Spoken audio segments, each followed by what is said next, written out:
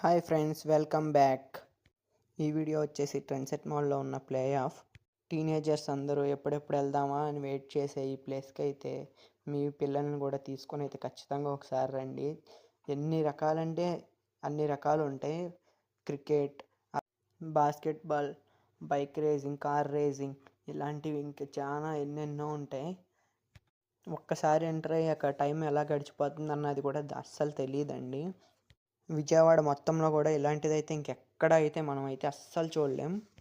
నడవడం స్టార్ట్ చేసిన పిల్లల దగ్గర నుంచి టీనేజర్స్ వరకు అన్నీ ఉంటాయి ఇక్కడ వాళ్ళకి అవైలబుల్గా.